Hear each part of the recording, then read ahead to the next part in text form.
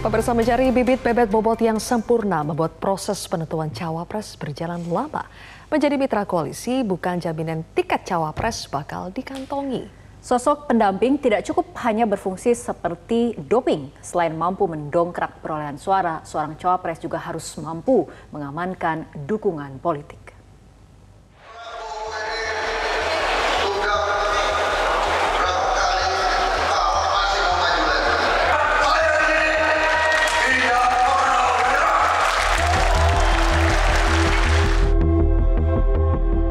Itulah curahan hati terdalam seorang Prabowo Subianto, Ketua Umum sekaligus Baca Pres Partai Gerindra yang sudah kawakan dalam kompetisi menuju istana.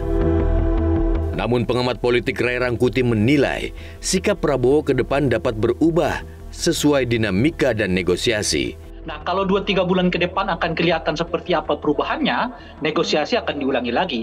Nah, cuma catatan saya, kalau sekarang dinegosiasikan dengan asumsi Ganjar sebagai calon presiden, Pak Prabowo sebagai wakil presiden, itu tidak akan terjadi. Kalau sekarang ini gitu ya. Prabowo boleh saja enggan menjadi orang nomor 2. Walau posisi Wapres kerap dianggap hanya ban serep, Cawapres diyakini menjadi penentu kemenangan dalam Pilpres 2024. Pasalnya, 3 baca pres yang ada, elektabilitasnya terpaut tipis saja. Sekali lagi ingin tegaskan, 2024 ini adalah di mana pemilunya para cawapres. Di 2024 nanti itu belum ada kandidat capres yang bisa mencapai angka psikologis 60%.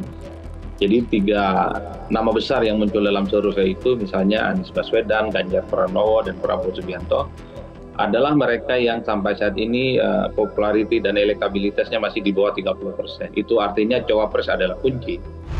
Kini, baca pres butuh pendamping yang mampu berfungsi seperti doping. Apalagi sejumlah nama cawapres yang muncul dalam bursa sudah populer di kalangan warga.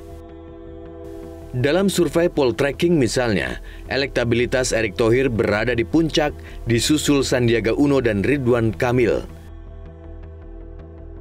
Sebaliknya, menurut survei LSI, elektabilitas Ridwan Kamil yang tertinggi, disusul Sandiaga Uno dan Erick Thohir. Terlepas dari angka elektabilitas, pengamat politik menilai modal elektoral juga menjadi pertimbangan utama dalam pemilihan cawapres. Ini yang sampai saat ini semua calon yang potensial maju, mulai dari Ganjar Pranowo, Prabowo Subianto, dan Anies Baswedan, adalah orang-orang yang sebenarnya sedang hunting betul siapa kandidat cawapres mereka, bukan hanya secara kuantitatif bisa menambah elektabilitas, tapi secara kualitatif bisa diterima oleh partai pendukung, dan yang paling penting menambah dukungan dari stakeholder politik yang lainnya. Mencari bibit bebet bobot yang sempurna membuat proses pencarian cawapres berjalan lama. Koalisi Kebangkitan Indonesia Raya misalnya, yang dibentuk sejak Agustus 2022 hingga kini belum juga deklarasi siapa yang jadi capres dan cawapresnya. Padahal dengan hanya 2 peserta, penentuan pasangan semestinya sangat sederhana. Ya, dedikasi kepada rakyat, komitmen kepada Pancasila, NKRI, saya kira itu yang paling utama, ya kan? Tentunya kapasitas, ya. Kemudian kredibilitas dan integritas, ya. Begitu pula dengan Koalisi Perubahan untuk Persatuan atau KPP.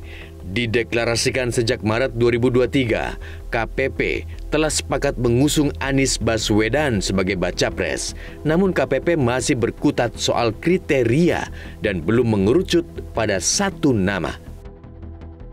Biarkan tim kecil ini membahas mengenai kriteria, membahas tentang nama-nama. Alhamdulillah mereka sudah sampai kepada kerucut berwujud 5, biarkan proses ini jalan terus.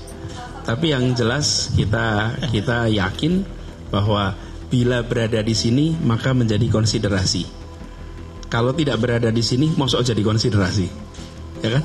Kan urutannya begitu kira-kiranya. berada di dalam koalisi, maka dalam konsiderasi.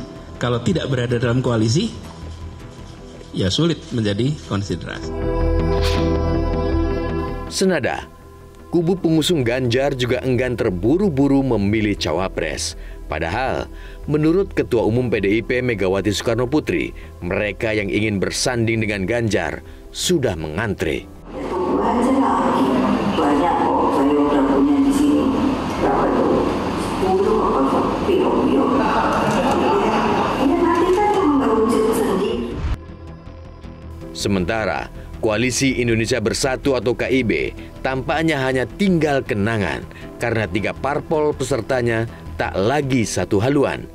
Menyusul P3 yang merapat ke PDIP, Partai Golkar juga makin dekat dengan PKB. Untuk bersimulasi pasangan-pasangan dan bersimulasi sampai pada saat keputusan nanti. Saya bersama Pak Prabowo bersimulasi, saya bersama Pak Erlangga bersimulasi.